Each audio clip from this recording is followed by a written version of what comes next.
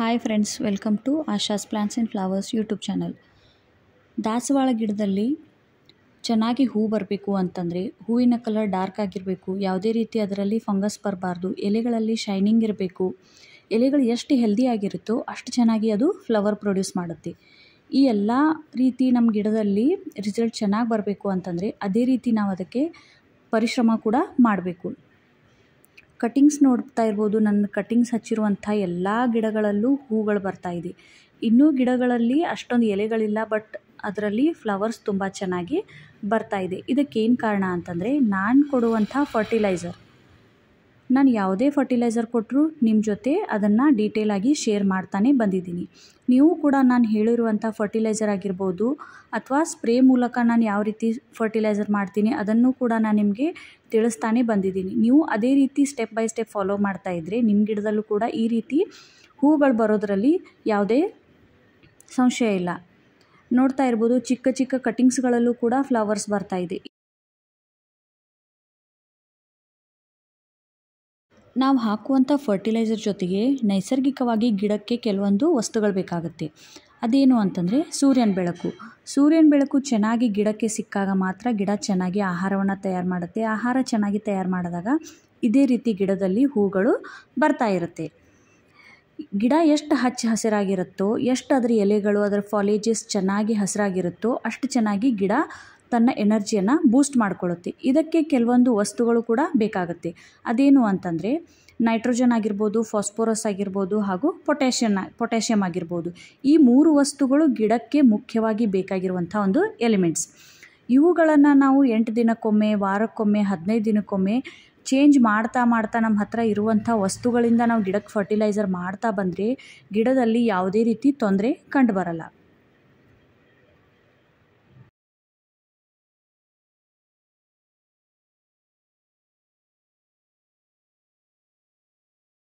ಇನ್ನೊಂದೇನು ಅಂತಂದರೆ ನೀರು. ನಾವು ಗಿಡಕ್ಕೆ ಎಷ್ಟು ಚೆನ್ನಾಗಿ ನೀರು ಕೊಡ್ತೀವಿ, ಎಷ್ಟು ಅದರ ಸ್ಟೆಮ್ ಗಟ್ಟಿಯಾಗಿರುತ್ತೆ, ಅದು ಎಷ್ಟು ಸ್ಟ್ರಾಂಗ್ ಆಗಿರುತ್ತೋ ಅಷ್ಟು ಗಿಡ ಕೂಡ ಸ್ಟೇಬಲ್ ಆಗಿ ನಿಂತ್ಕೊಳ್ಳುತ್ತೆ. ಗಿಡದ ಸ್ಟೆಮ್ ಗಟ್ಟಿಯಾಗಿರಬೇಕು, ಗಿಡದ ಬ್ರಾಂಚಸ್ ಗಟ್ಟಿಯಾಗಿರಬೇಕು ಅಂತಂದರೆ ಅದಕ್ಕೆ ಬೇಕಾಗಿರೋದು ಕ್ಯಾಲ್ಶಿಯಂ. ನಾವು ಗಿಡಕ್ಕೆ ಸುಮಾರು ವಿಧಗಳ ಮುಖಾಂತರ ನಾವು ಕ್ಯಾಲ್ಶಿಯಮನ್ನು ಪ್ರೊವೈಡ್ ಮಾಡ್ಕೊಳ್ಬೋದು. ಅದರಲ್ಲಿ ಕೆಲವೊಂದು ವಸ್ತುಗಳು ನಮ್ಮ ಕಿಚನ್ನಲ್ಲೇ ಸಿಗುತ್ತೆ. ಅದು ಯಾವ ರೀತಿ ಅನ್ನೋದನ್ನು ವಿಡಿಯೋನಲ್ಲಿ ನಿಮಗೆ ತಿಳಿಸ್ತೀನಿ. ಸೊ ವಿಡಿಯೋನ ಯಾರು ಸ್ಕಿಪ್ ಮಾಡದೆ ಕಂಟಿನ್ಯೂ ನೋಡ್ತಾ ಇರ್ಬೋದು. ಫ್ಲವರ್ ಸೈಜ್ ನನ್ನ ಅಂಗೈಗಿಂತನೂ ದೊಡ್ಡದಾಗಿದೆ. ಇದಕ್ಕೆ ನಾನು ಹಾಕುವಂಥ ಫರ್ಟಿಲೈಸರ್ ಮುಖ್ಯವಾಗಿ ಕಾರಣ. ನೀವು ನನ್ನ ವಿಡಿಯೋ ಕಂಟಿನ್ಯೂ ನೋಡ್ತಾ ಇದ್ದರೆ ನಾನು ಹಾಕುವಂಥ ಫರ್ಟಿಲೈಸರ್ ಬಗ್ಗೆ ನಿಮಗೆ ಚೆನ್ನಾಗಿ ಗೊತ್ತಿರುತ್ತೆ.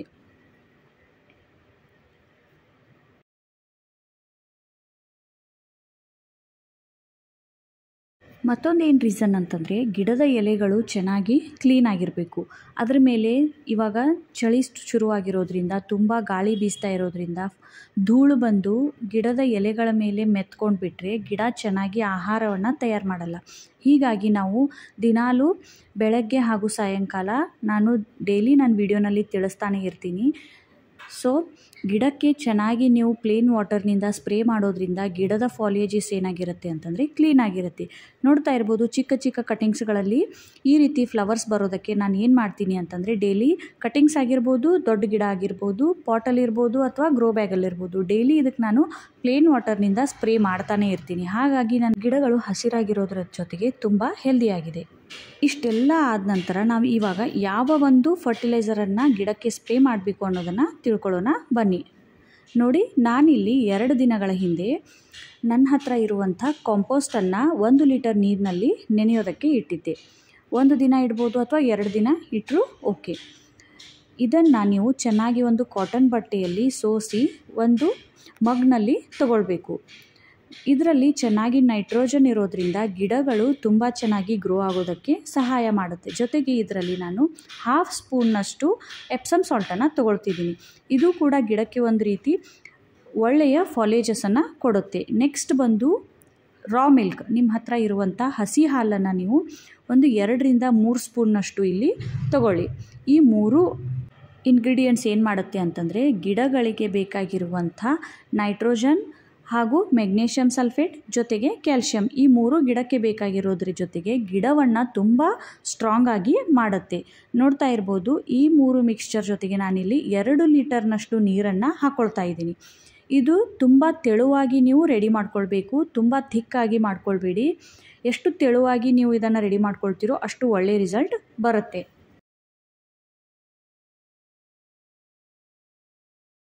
ನೆಕ್ಸ್ಟ್ ಇದನ್ನು ನಾನು ಒಂದು ಮಗ್ನಲ್ಲಿ ಟ್ರಾನ್ಸ್ಫರ್ ಮಾಡ್ಕೊಂಡ್ಬಿಟ್ಟು ನೋಡಿ ಯಾವ ರೀತಿ ಇದು ರೆಡಿಯಾಗಿದೆ ಅಂತ. ಇದನ್ನು ನಾನು ಒಂದು ಸ್ಪ್ರೇ ಬಾಟಲ್ನಲ್ಲಿ ತುಂಬ್ಕೊಳ್ತಾ ಇದ್ದೀನಿ.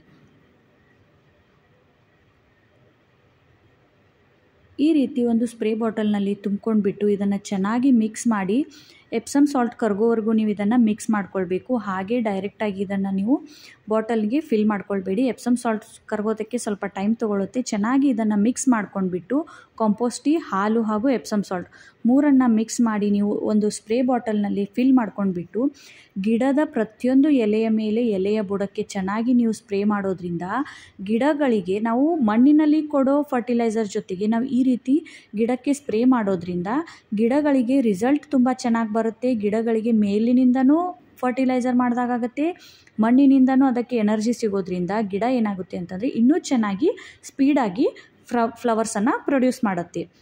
ಇನ್ನೊಂದು ಟಿಪ್ ಏನು ಅಂತಂದರೆ ಗಿಡದಲ್ಲಿ ಅರಳಿರುವಂಥ ಹೂಗಳ ಮೇಲೆ ಸ್ಪ್ರೇ ಮಾಡಬೇಡಿ.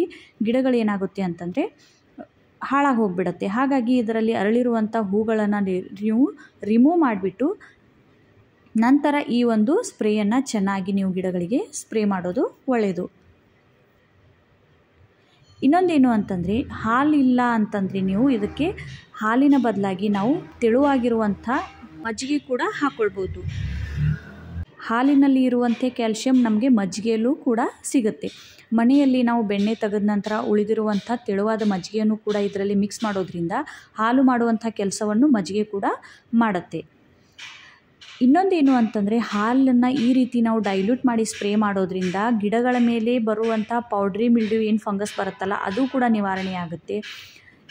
ಮಿಲಿ ಬಗ್ಸ್ ಇದ್ದರೆ ಅದು ಕೂಡ ಹೊರಟೋಗುತ್ತೆ. ಗಿಡದ ಮೇಲೆ ಯಾವುದೇ ರೀತಿ ಫಂಗಸ್ ಬಂದಿದ್ರೂ ಕೂಡ ಅದು ಕೂಡ ನಿವಾರಣೆ ಆಗುತ್ತೆ. ನೋಡ್ತಾ ಇರ್ಬೋದು ಇದನ್ನು ಸ್ಪ್ರೇ ಮಾಡೋದ್ರಿಂದ ಗಿಡಕ್ಕೆ ಯಾವ ರೀತಿ ಶೈನಿಂಗ್ ಬಂದಿದೆ ಅಂತ.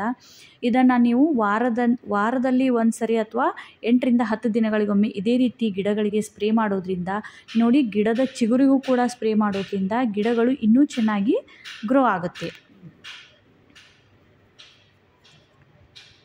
ಸೊ ಫ್ರೆಂಡ್ಸ್, ಇವತ್ತಿನ ವಿಡಿಯೋನಲ್ಲಿ ನಾನು ನಿಮಗೆ ಮಣ್ಣಿನಲ್ಲಿ ಕೊಡೋ ಫರ್ಟಿಲೈಸರ್ ಅಲ್ಲದೆ ಗಿಡಗಳಿಗೆ ಯಾವ ರೀತಿ ನಾವು ಅದೇ ಫರ್ಟಿಲೈಸರನ್ನು ಫಾಲಿಯರ್ ಸ್ಪ್ರೇಯಾಗಿ ಯೂಸ್ ಮಾಡ್ಕೊಳ್ಬೋದು ಅನ್ನೋದನ್ನು ಡೀಟೇಲಾಗಿ ತಿಳಿಸ್ಕೊಟ್ಟಿದ್ದೀನಿ.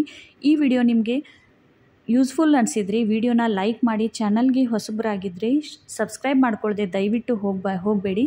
Thanks for watching.